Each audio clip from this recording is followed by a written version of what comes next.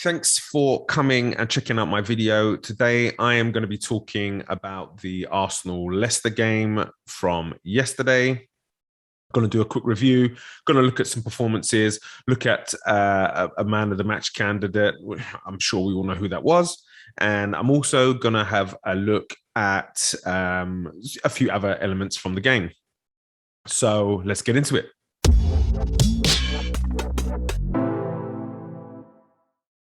So before the game started, the lineup came out, and it was pretty much what was expected. The only kind of real question was going to be, is Tierney going to be back fit to play? I think giving him an extra little bit of time, even if he's fit, would have been a good idea, just simply because we've had a lot of injury problems with him.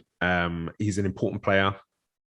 And so giving him an extra bit of time to just rest definitely is of benefit. Come back when you're fully strong and ready to kind of take your place back in the team. Having said that, Tavares has been excellent in the last two games, to the point where last season we would have missed Tierney, but this year, Tierney hasn't played a couple of games, and Nuno stepped in and he's done a really, really good job. So really pleased with the starting lineup. I think everybody in the team deserves their place in the team.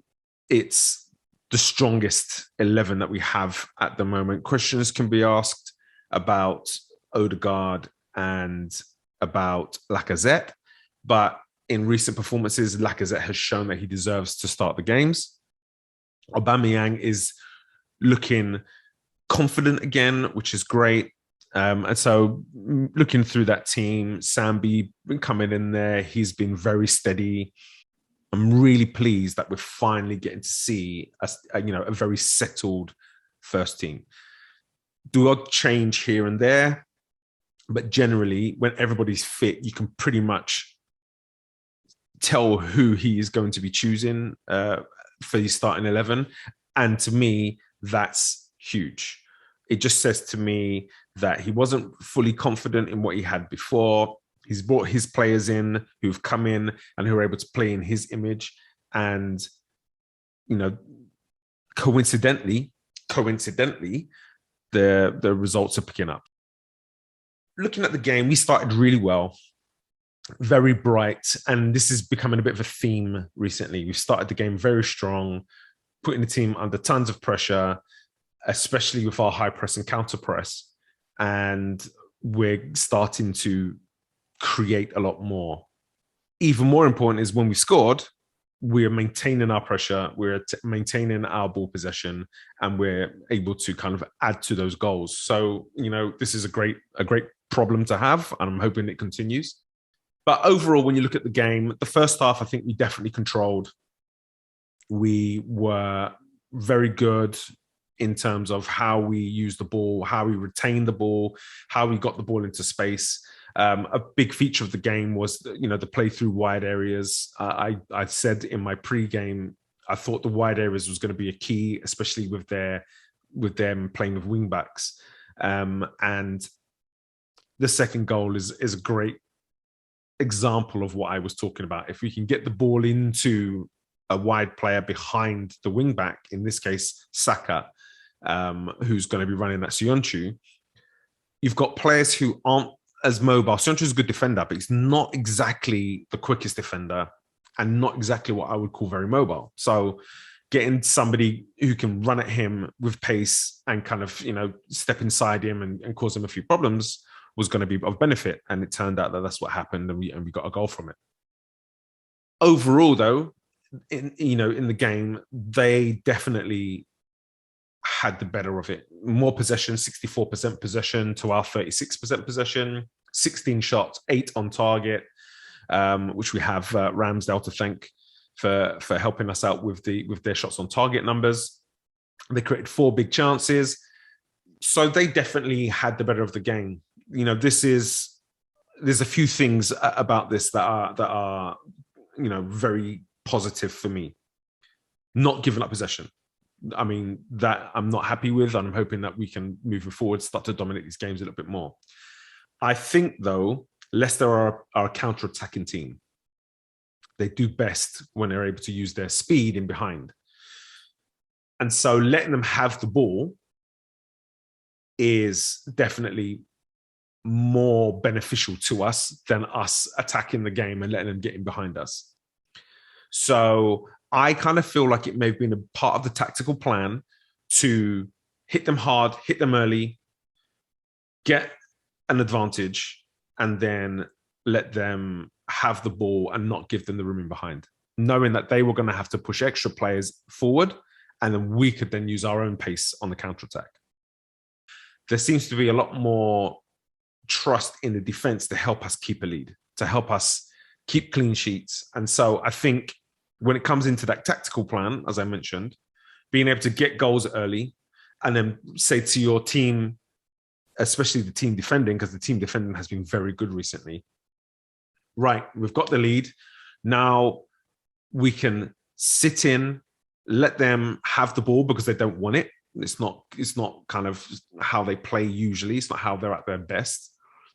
Let them have the ball. We can counterattack on them, but let's not give them an opportunity to stretch us. And I think it didn't quite work perfectly because, you know, they had a lot of shots on goal. They had a lot of big chances. But I think it's a part of the plan moving forward. I hope in games where the other team are able to break down teams, for example, in Manchester City, I hope we're not going to make it a habit of giving possession over to teams like that, teams who can break you down.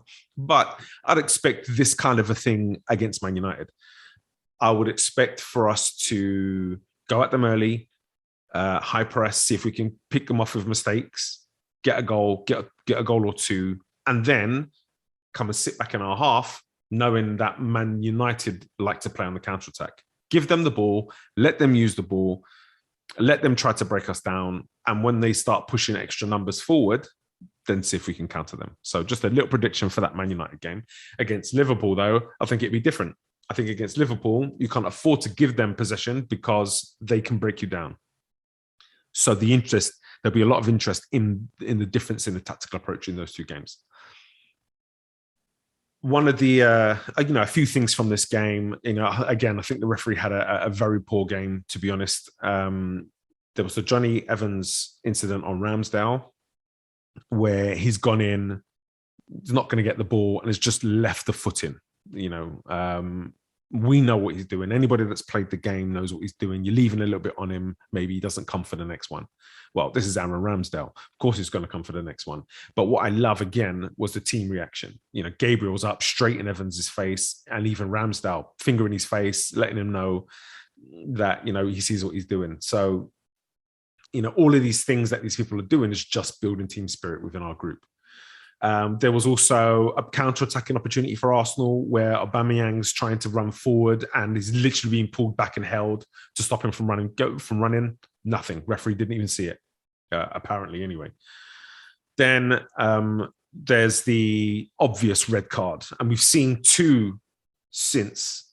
One in the West Ham game where Konsa has brought down Bowen, who is wide of goal and just entering the penalty area. I still think that is an opportunity for a defender to get round in cover because the defender only has to get to the near post to try to get a block into a shot. But he's been sent off. And then we've seen it in the Man City game yesterday where a very similar incident and is a sending off. And so, Johnny Evans has a habit and has made a career of being a little bit naughty. But the reputation doesn't seem to bite him in the butt like it does Xhaka, for example. It's obvious what he's doing. He's been out-muscled. He's been out-positioned. He's been pinned and sealed. And Aubameyang is running in on goal. Aubameyang's one of the quickest players in the Premier League. No one's catching him. So how is this not factoring into the decision when we're deciding whether it's a yellow card or a red card? It's very deliberate. Evans also isn't making an attempt to win the ball, which in the rules, if you're not making an attempt to win the ball, it's a red card. Anyway, overall, Leicester, I feel can feel unfortunate about the game. You know, they did play well in the second half anyway. Tielemans, I thought, was immense yesterday. His through ball ability, his ability to pick out a play with the cross, technically is just fantastic. He's such a joy to watch. He's definitely a player I would love to have at Arsenal. I thought he was pretty good yesterday. Maddison in flashes, but didn't really do that much. Vardy was non-existent. I think overall, we were able to nullify their threat, especially in that first half. So from the defensive point of view, Arsenal well worth the 3 points. In terms of the overall game, in terms of the ball possession, in terms of the attacking and that kind of stuff, again, Arsenal made the better of the chances they had. They only had one big chance in the game, able to score 2 goals. And so I think the result's fair. I still think, though, that Leicester can feel harshly done by, because on a different day, 8 shots on target, not playing against the absolute man-mountain English wall that is Ramsdale. I do think, you know, they could well have come out of that game with some points. A few performances I was really pleased with yesterday. I thought Gabriel was fantastic. Well deserved his goal. He's been immense in the last few games. Just absolutely solid. No, doesn't take any nonsense from anyone. Physical. He's quick across the ground. Puts his body on the line. Positionally is great. One-on-ones is great. You know, for £27 million, I mean, if you think back to Maguire being bought for 80, I mean, this is 27 million is an absolute steal, I do believe he will very soon become a first team regular in the Brazil national team, because you know there aren't many that are at that kind of age profile that can go and have a longer career. They'll start to phase out a few of the older centre backs that they've got. And well deserved, because I think he has really got his head down. He's gotten used to the Premier League. He had all of the attributes anyway, and long may it continue. He's been, you know, a real leader in our back line, but then he also looks like he's a real leader throughout the team. And you can tell he has a passion for his teammates. You know, he's ready to stand up and get in someone's face to protect his teammates, and I love it. Looking at Gabriel's performance yesterday, 81% pass completion, 7 clearances, which shows positionally he's, he's very good, knows exactly where he needs to be. Got 1 block, a goal, obviously, with that header from the corner. Won 3 out of 5 of his aerial duels. Wasn't dribbled past, gave away no fouls. I mean, you know, it's a dream. It's a dream kind of performance from a centre back. Very pleased with him yesterday. The next defender I'm going to talk about is Tomiyasu. Tomiyasu's come in, first few games, hit the ground absolutely running, had a bit of a bumpy time at Brighton, but since then, back to the Tommy that we know and we love. Excellent again yesterday.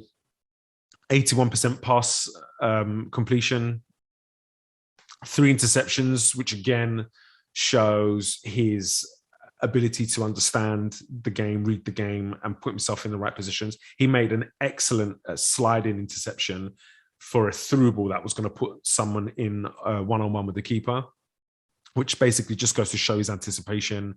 He can see what's going to come, and he doesn't go to try to block it too early where the picture changes. He can see what's going to happen. He's waiting for it to be executed before he goes and does his defending. So he's just a tremendous addition. And again, you look at some of the right backs that have gone, Emerson Royale, for example, one that we looked at. You look at the other right backs that people were talking about. Max Aarons, I've never really been sure about him. I think he's a decent option going forward, but defensively, I'm not so sure about him. And I think Tomiyasu fits the bill 100%. He can do the right back thing. He can slot in and get tight to make a big back four, Burnley-esque. He's also very good at tucking inside. He's got good passing range. And again, his positional understanding has been excellent. He won 1 out of 3 aerial duels yesterday, 2 out of the 5 ground duels he had yesterday. Wasn't dribbled past. So, long may it continue. Tomiyasu is showing himself to be an absolute steal again at just 18 million. And there have been questions about Thomas Partey. Is he world-class or is he not world-class?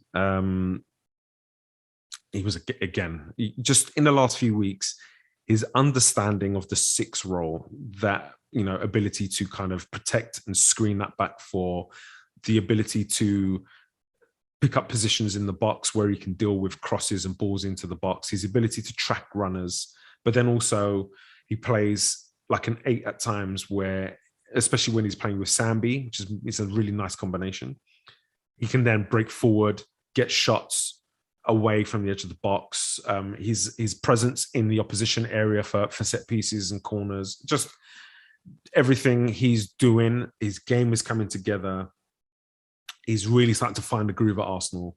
And you look at him, you put Sambi next to him, you talk about Xhaka, you put Xhaka next to him, and you're starting to see a vision of the midfield for the future. Yesterday, 84% pass completion, 1 shot on target, which is, I guess, a rarity for Partey. But then you look at his aerial duels, won all of his aerial duels, 1 out of 3 on the ground. Again, interceptions, making 2 interceptions because of his positioning, and 1 tackle in the game.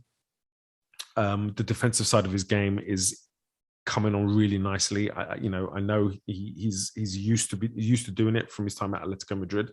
I don't think that's how Arsenal want to use him, but I also don't think we've seen the same level of defensive discipline as we saw from him at Atletico Madrid. But in the last few games, it's starting to get there. So really pleased with Partey, hoping it continues again as we look to make a good run going into Christmas. On to my man of the match. Man of the match, unquestionably, Aaron Ramsdale. What a guy. Just oozes class, oozes character. He's a person who is strong-minded, doesn't allow people to kind of break him down. When people are coming at him with negativity, he matches it with banter. So someone who's very secure in himself, and that is transferring onto his backline, definitely somebody I would call a leader within our group. You're looking at his saves yesterday, the number of saves he made, just unreal. 8 saves in the game. The save from the free kick, world class. The amount of top pundits and goalkeepers, former goalkeepers that have come out and praised that save, unreal. And then you've got people like Jason Cundy, who, it's not special. It's not that special. The ball's curling in towards him. It's two feet away from the post. Glenn Hoddle, the same. If that's put in the top corner, he scores. It wasn't put in the top corner. It was put on target. It had to be dealt with. If you listen to the talk from people that understand goalkeeping, the footwork is the important part of it. Footwork is something that is highly underrated by most in a goalkeeper. And that is just your ability to move your feet. This is one of the big criticisms I've had of Lloris, and which is why I put Ramsdale above Lloris in my starting 11 when it was a Spurs-Arsenal combined 11. Lloris doesn't move his feet as well. And that means balls that are going in corners, he very rarely gets. This save, the footwork, go back and watch it. The footwork is unreal. The way he's able to move his feet, but then move your feet, and then generate the power to get into the dive to be at full stretch. It's an unbelievable save. The strength of the hand to keep the ball out of the net and push it onto the bar, but then the reaction for the second save. Everything about it is class. He had another one at the near post where he made himself big, ball hit him in the throat. He had a couple of one-on-one attempts where he's gone down at people's feet. And then the save from Iheanacho, fingertip save onto the post. Absolutely world class. Yeah, Jason Cundy has made comments recently. Why have Arsenal pursued Ramsdale when they can get, for half the price, a better goalkeeper? When he was talking about Sam Johnston. And you know, when asked about the best English goalkeeper, again, you know, I think he, speaking of Johnston, is the best English keeper. Well, hopefully you choke on those words, because Ramsdale's been nothing but sensational recently. Looking at the goals, a couple of really nice moves. It's good to see us finally scoring from a few set pieces. Couple corners that we've had been quite dangerous. A lot of the movement. There was the goal, obviously, the run from Gabriel to get into a position where the ball's dropping in at that near post area and he's able to get a glance in flick on it. Then there was another corner routine where the ball went deeper into the back post and Aubameyang spins off to the back post. Excellent save by Schmeichel. So there seems to be a lot more organisation in our defending of set pieces, but then also in our attacking of set pieces. It's great to see what a fantastic addition to the coaching staff Nicholas Jova has been. Since he's come in, we've looked far more secure on both sides of the ball when talking set pieces. So that was great. The second goal came on the counter-attack, a really sloppy pass in from Maddison, which was picked off again by our team positionally in the defensive transition. Once the ball's been picked off, ball into Partey, and the pass out to Saka is an excellent pass put into a position that allows him to go and attack the defender 1v1, which was one of the sort of tactical points that I made in my pre-game. And it's just great to see him pick that ball up and be direct, run, get into the box. We've got a bit of fortune with the ball breaking loose, but then this is, you know, the positional game, making sure you've got somebody in key areas who can attack the ball, and no hesitation at all from Smith Rowe onto the ball, first time strike, uses the defender to put the ball into an area where the keeper can't see it. Keeper's going the other way. You know, just an excellent finish, well deserved. Smith Rowe's really increased his ability to get into key areas, to have opportunities on goal. He's also much more creative in terms of the assists as well, developing really nicely. Much credit has to go to Arteta for that. He's doing some really good work in terms of getting, you know, such young players to understand this JDP system. The move of the game for me is going to be that second goal. Not only the ability to cut out the attack, but then to execute the counter-attack as quickly and as efficiently as we did is, you know, excellent. Longer pass, as I said, and then the support around the attack, brilliant. Looking at the table, we're now in 6th place, just one win off the top 4. And, you know, a lot of these teams are going to have to start playing each other. The European nights will start to kind of catch up on a few of these teams as well, especially the likes of West Ham. I'm expecting them to fall away a little bit. Brighton doing really well. Spurs are dropping. Everton dropping.